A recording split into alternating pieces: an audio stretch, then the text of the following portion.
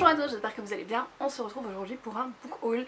Donc le dernier que je vous ai fait c'était juste avant ou juste après Noël, cette période là, fin décembre. Depuis j'ai reçu d'autres cadeaux de Noël, d'autres livres en cadeau de Noël.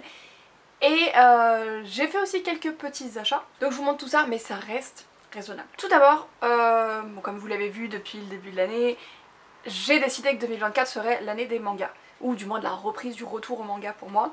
Et donc j'ai fait un petit tour au rayon manga de Gilbert Joseph et j'ai trouvé des mangas d'occasion que je voulais absolument lire. Donc tout d'abord j'ai trouvé Spy Family de Tatsuya Endo, donc j'ai trouvé les tomes 1 et 2 d'occasion. J'avais déjà le tome 3 puisque Magap me l'a offert. Et j'ai déjà repéré qu'il y avait la suite disponible d'occasion chez Gilbert, donc je devrais pas trop tarder à aller les acheter.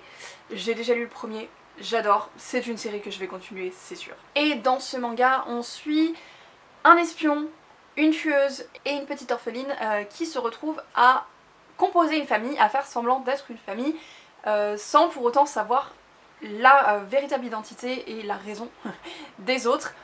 C'est juste que ça les arrange bien, ça les arrange chacun dans son domaine. Et ils se retrouvent à vivre tous ensemble malgré le côté complètement chaotique que ça implique. Et en petit bonus, on a le fait que Anya, la petite fille, lit dans les pensées, mais qu'elle est très jeune, donc elle comprend pas tout, voire pas grand chose. Et ça donne des situations extrêmement drôles et j'aime beaucoup pour le moment. J'ai aussi trouvé Magus of the Library de Mitsu Izumi, donc le tome 4. J'ai déjà lu les 3 premiers tomes puisque je les avais empruntés à Laure de la chaîne Enluminée et à Magap. Et voilà, je me suis dit qu'il était peut-être temps que je continue la série moi-même puisque j'aime beaucoup, c'est sûr que je vais vouloir les lire jusqu'au bout, donc je me dis autant continuer, enfin commencer ma propre collection puisque je sais que je vais les vouloir à un moment donné. Donc avant d'en être au 10e et de devoir après racheter 10 d'un coup, je commence tout de suite à me les prendre quand je les trouve d'occasion. Et dans cette histoire on va suivre un jeune homme qui décide qu'il veut devenir Kahuna, ce qui veut dire qu'il veut travailler dans une immense bibliothèque et travailler avec les livres. Donc forcément une histoire qui est tournée autour des livres, ça me plaît, mais en plus il y a beaucoup de notions autour de la xénophobie, du racisme, de différents peuples qui viennent vivre ensemble et de tensions entre ces peuples et ces différentes cultures qui viennent se rajouter à ça et qui donnent une dimension hyper intéressante à la lecture. Toujours avec un côté quand même assez doux, assez léger, on n'a pas du racisme violent, on n'a pas des choses qui vont faire mal à la lecture, qui vont mettre mal à l'aise, qui vont gêner. Au contraire on est sur du partage de belles valeurs.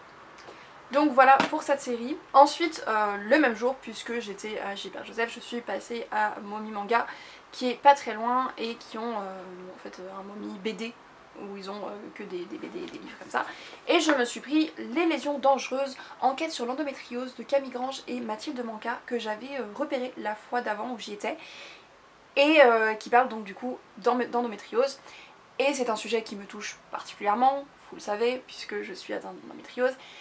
Et à ce moment-là, j'avais vraiment besoin de me renseigner sur la maladie. Aujourd'hui encore, hein, j'ai encore besoin de me renseigner sur la maladie, de mieux comprendre, de mieux savoir où on en est. Cette BD renferme énormément d'informations sous un format qui est extrêmement accessible et facile à lire.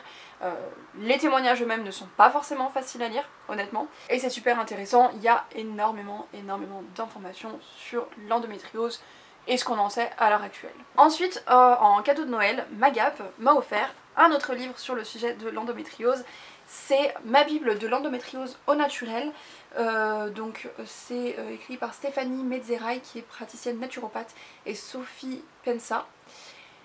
Et là-dedans en fait on a plein d'informations sur l'endométriose, un peu comment ça fonctionne, mais surtout comment vivre avec son endométriose au quotidien sans avoir besoin de dépendre uniquement des médicaments. Et je trouve ça super intéressant parce que en fait vivre avec une maladie inflammatoire, ça veut dire que il faut faire attention à ce qui va empirer les symptômes, ce qui va provoquer les crises, etc. Et donc mieux comprendre comment ça fonctionne, ça permet aussi de mieux adapter son quotidien pour éviter en fait la douleur, alors pas la faire disparaître, hein, soyons honnêtes, mais au moins avoir un minimum de contrôle dessus et de compréhension. Donc je trouve ça, alors je l'ai pas encore lu en entier, je l'ai feuilleté et il y a plein de choses qui rentrent en compte dedans. Il y a le sport, il y a le sommeil, il y a la respiration, il y a des exercices de méditation, il y a des séances de yoga qui sont expliquées dedans, et il y a aussi une grosse partie sur l'alimentation, et ça de toute façon au niveau du corps médical qui m'accompagne dans le cas de mon endométriose, c'est clair et net que l'alimentation fait partie de ces choses qui peuvent créer, provoquer des crises ou les empirer, ou au contraire aider à mieux les gérer. Donc ce livre est une vraie bible de l'endométriose au naturel et super intéressante, alors j'ai à peine commencé à le feuilleter, mais je sais que c'est un livre vers lequel je vais pouvoir me tourner régulièrement pour pouvoir mettre en place certaines choses dans ma vie, voir ce qui fonctionne, ce qui ne fonctionne pas, hein, parce que tout ne va pas forcément être adaptable à mon quotidien, mais voilà, au moins j'ai un livre de référence vers lequel je peux aller quand je me pose des questions. Et enfin, les derniers livres que j'ai pour ce book haul, c'est aussi un cadeau. C'est mon Secret Santa de la team Psychopathe. C'est Christelle qui devait me faire le cadeau cette année et elle m'a fait un cadeau absolument merveilleux. Elle m'a offert les 2 tomes de Culotté, donc illustrés et écrits par Pénélope Bagieux. Donc voilà les beautés en question. Dans Culotté, on va revenir sur des femmes à travers l'histoire ou d'aujourd'hui et leur parcours. Voilà, le sous-titre c'est des femmes qui font ce qu'elles veulent. Et j'adore ce type d'ouvrage, j'adore les BD notamment, ou les livres qui vont mettre en avant des femmes qui ont été oubliées par l'histoire avec un grand H, ou qu'on n'a pas oublié mais qu'on met rarement en avant, dont on réalise assez peu en fait l'ampleur de ce qu'elles ont fait, et donc j'aime beaucoup lire des livres qui mettent ça en avant et qui m'en apprennent plus sur ces femmes qui ont été un peu oubliées, ou au contraire qui peuvent être des modèles, des exemples de femmes à suivre. Donc Christelle a visé complètement juste, ce sont des BD sur lesquelles je louchais depuis un petit moment et je suis beaucoup trop heureuse. Elle m'a offert en plus les 2 tomes.